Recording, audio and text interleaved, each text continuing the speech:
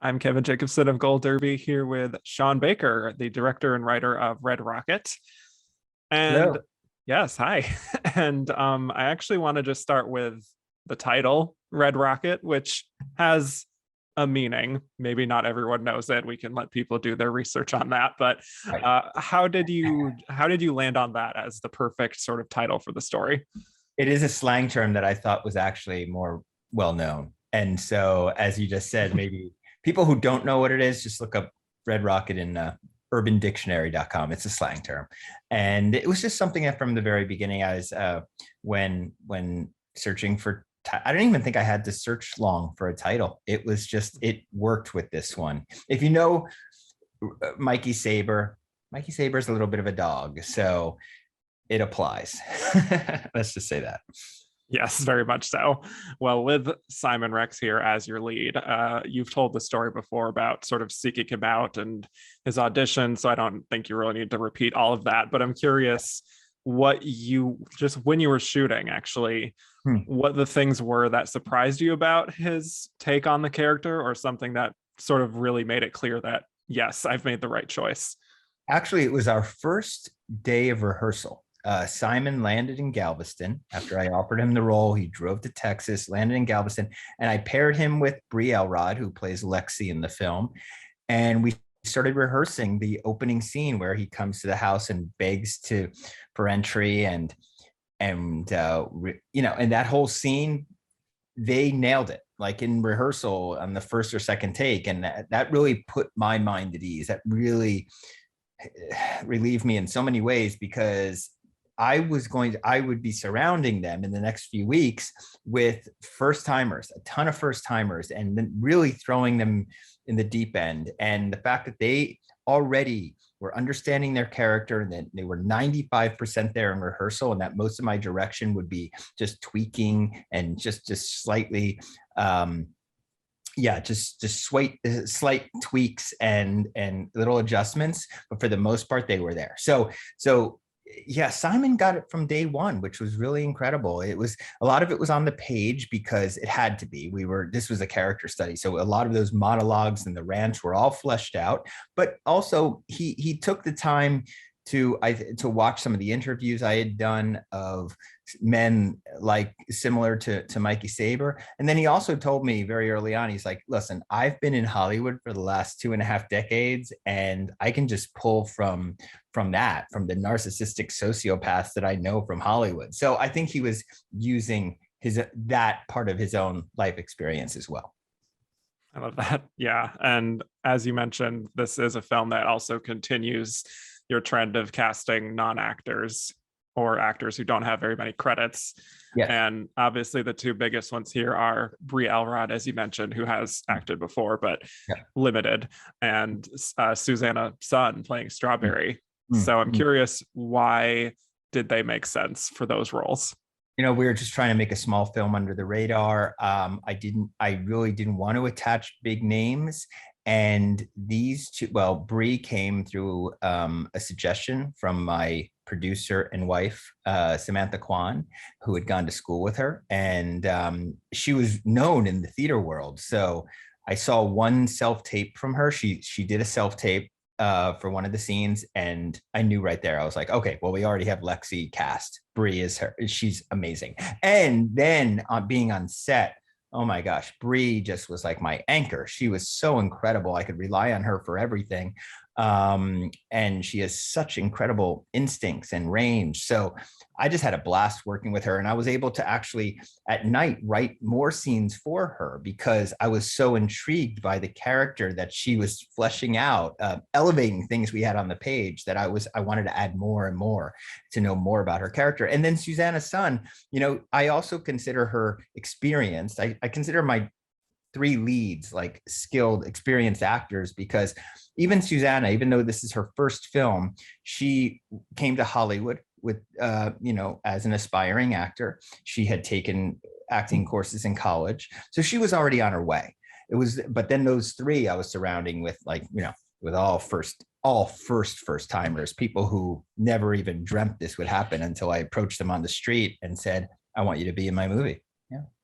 Yeah, I've always wondered about how certain directors approach the idea of working with non-actors and people who haven't acted very much.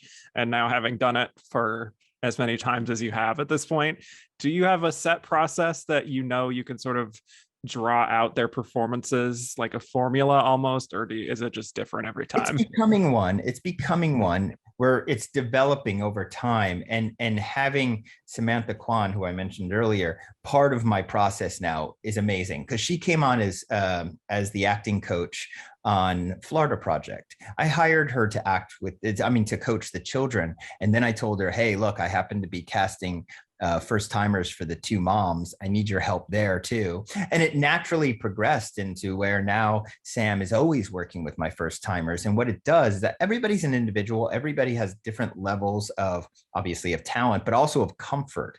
And so Sam is there to really workshop with them, put them at ease, get them to a place where they're in the moment having fun, and everybody feels relaxed and safe, and safe to screw up. That's a big thing. Like I'm asking actors not just to deliver the words that I have on page, but to sometimes improvise. And so they really have to get rid of their fear in order to do that. And Samantha helps so much getting them to that place. And again, one more time, I have to just say this: so blessed in my life to have found incredible first timers who have the enthusiasm and have the skill. I mean, Brittany Rodriguez and Ethan Darbone, who play Brittany is June in the film, and Ethan is Lonnie. Those two are ready to go. I could see them in a Hollywood set blending in tomorrow because they're already there. Yeah.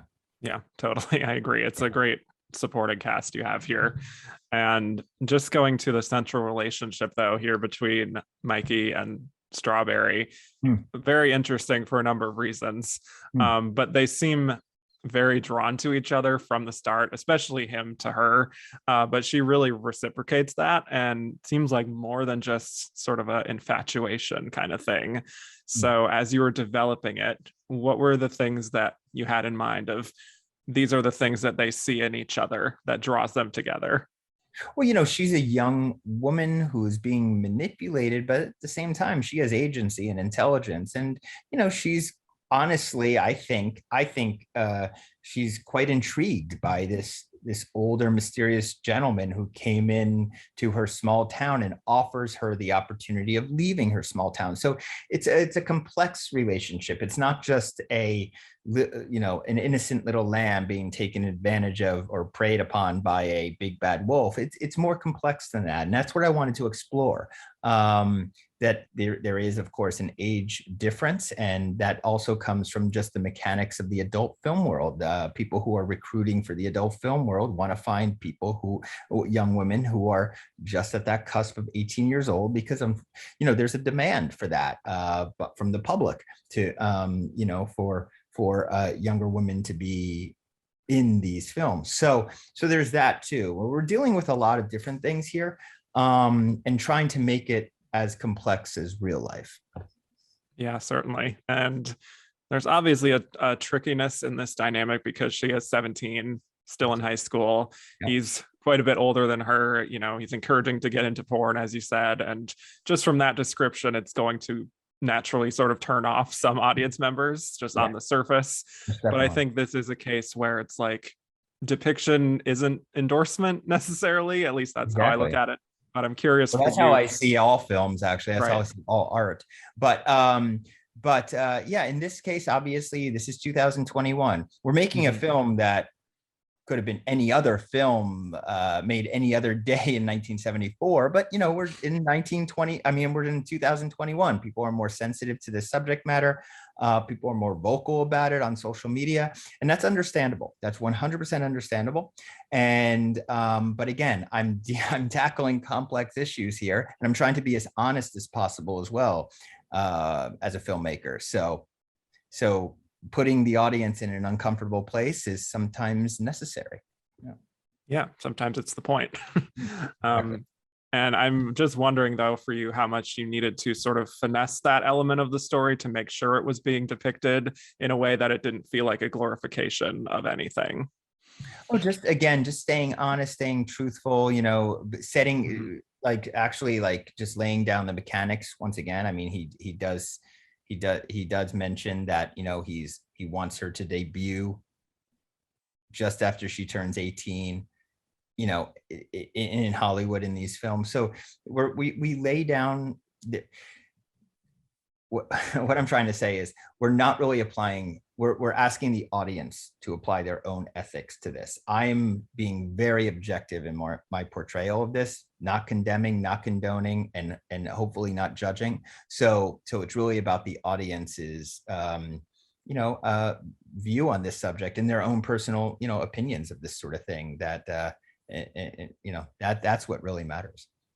Right. Yeah, absolutely. And I wouldn't say that this is an overtly political film also, but there is this recurring element of the political coverage playing on the TV. We hear Donald Trump, we hear Hillary Clinton. So we know it's in the lead up to the 2016 election. Why did you want to include that as an undercurrent in the film? I wanted to put that time period in as just as a backdrop, the way that one would put a location in as a backdrop, and allowing that backdrop to say a lot about this story, and complementing the themes that we're tackling. It's more about that. This is not an issue-based film the way that I've made other issue-based films like Florida Project, focusing on the hidden homelessness situation in the United States. This is more about themes because it's a character study ultimately. And one of the themes we're tackling is division. I see this country personally as extremely divided, very sadly. And so I saw that election as a time in our history in which things became overtly, like visibly divided and politicized. And because the coverage of that election was very much like a reality show, and everybody tuned in, and everyone started becoming political in their own way. So it was really about complementing the theme of division and setting us and just giving us another grounded backdrop, for people to connect to. Yeah. And of course, I also just have to bring up the bye bye bye inclusion, which is also like this recurring theme. It opens the film, Strawberry sings it at one point, and it's even played backwards at the end, which is interesting. I think Lexi even says it to Mikey at one point, like bye bye bye. Yeah. Yep, very much the anthem of the movie. Yeah. And if I were to analyze that, I think part of it is that song came out around the time period that Mikey left this town, and there's this feeling that maybe he hasn't really matured since then. But I'm curious just why that song. I love that because a lot of almost everything in this film is left up for interpretation. So that's a great take, and I agree with some of that. I also just it's also just an iconic pop song that truly and the lyrics of this song they really fit and complement what's happening in the film in almost an uncanny way. So when we decided on the song, when we started breaking down the lyrics, we were actually taken aback, like, was this song written for this movie? But anyway, and but to be quite honest though, it wasn't in the script, and it all came about because of Susanna Son. If it wasn't for Susanna Son and her talent, I would not have even written that scene. We discovered in prep that not only is she a great actor, but a musician and can sing and performs and actually, teaches piano. So we decided, let's put her talent on display in this film and write this scene in which she's performing this song. Then we were searching for a song that contextually fit, anything that had to do with a breakup or kicking somebody out of their lives. And we all settled on Bye Bye Bye. NSYNC was wonderful. They approved of it. And and then suddenly it's become the anthem. So that's the journey that we took with this song. And I'm so happy because people are telling me, they leave the theater and they go, I've been whistling in, Bye Bye Bye for the last 3 days. I'm like, great, awesome. Brought it back into the public consciousness. There you go. Okay. Another thing that I've observed about your films is just the very striking locations, especially here and with Florida Project too. It's the, like pastel colored houses and buildings and just very unique locations. And I'm also just curious how you landed in Texas as a location and what your process is for the very specific places that pop up in your films? Oh, well, it depends. Each film is different. Sometimes it's the location that actually sparks interest in the subject matter that I'm tackling, like Tangerine, that corner of Los Angeles that I just wanted to explore. Other times it's attached to an issue. Florida Project. I was making a comment about children living in the shadow of Disney World. It had to take place in Orlando and Kissimmee. But then this one's a little different. Again, this is about themes, and it's a character study. Now, it just happens to be, if you do a Google search, you'll see most adult film stars, the top 3 states that adult film stars come from are Ohio, Texas, and Florida. I already made a Florida film, and I was way more intrigued about shooting in Texas, especially against the Gulf, especially on the Gulf Coast. I thought the oil and gas industry was a great backdrop. One that's extremely controversial right now, and again tackling that theme of division, and other reasons too that I'll leave up for interpretation. But not knowing exactly where we wanted to shoot and having to actually explore the Gulf Coast in pre-production with my producer. And it was a great trip. We started at Corpus Christi, drove north, hit every refinery town, fell in love with everyone. But when we drove into Texas City, it really spoke to us. There was this big water tower that said Texas City, the all-American city. And we're just like, oh, here we go. But then we started to actually, and on a visual sense, it's for a director, it's incredible. It's like a gift. You can turn the camera in any direction and get these vistas and these landscapes that are just otherworldly, almost like a refinery planet. You have twisted metal and pipes and smoke and steam and flames. It's quite visceral.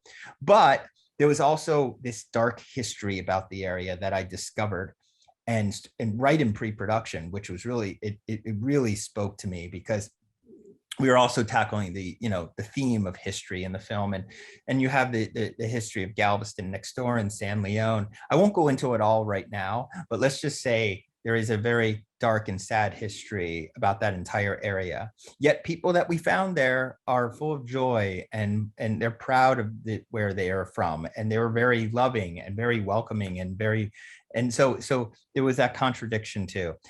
Very layered, but again, so happy that we came across Texas City and decided to set the film there. Yeah, that's a really interesting explanation. And I just love hearing you talk about films. I know you're very passionate in general. Just as we sort of wrap up here, in addition to your directing work, I know how much you're an avid movie watcher just from looking at your Letterboxd account, and you're pretty much logging something new every day. Yes. Right. Yeah. And I don't know how comfortable you are with sharing, but are there films from this year that really did sort of take you aback, or that inspired you, that resonated with you in some way? I mean, we're getting to the end of the year top 10 list situation. Did you have any you want to mention? Yeah, I can't say my favorites because I'm in the Academy and I even vote for international films. So I'm not going to say anything is my favorite, but I'm going to say very intrigued by, I love Titan. I've seen it twice in theaters. I love Benedetta. I will see it twice in theaters as soon as I get a chance. Last night I saw Worst Person in the World and really loved it. I love Joachim Trier's work, all of his work, and so this was great to see his new one. So yeah, a lot of foreign films actually, seems. Yeah, it's a great year for international films. It really is. It truly is.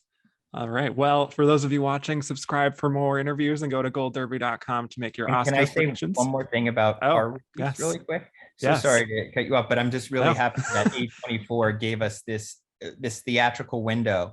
So people won't, for home entertainment, you're going to have to wait till February of next year. But, we have this beautiful theatrical window right now starting in New York and Los Angeles. And we really want to how well it does in this opening weekend really will dictate, how the movie rolls out. So on the second and third weekend, by the time Christmas rolls around, we should be wide. But if you are in Los Angeles and New York, we're just asking people just to come on out. It's at the and we're doing Q&As, anything to get people to see this in the theater where we intended it to be seen. Yeah, support independent film. Yes.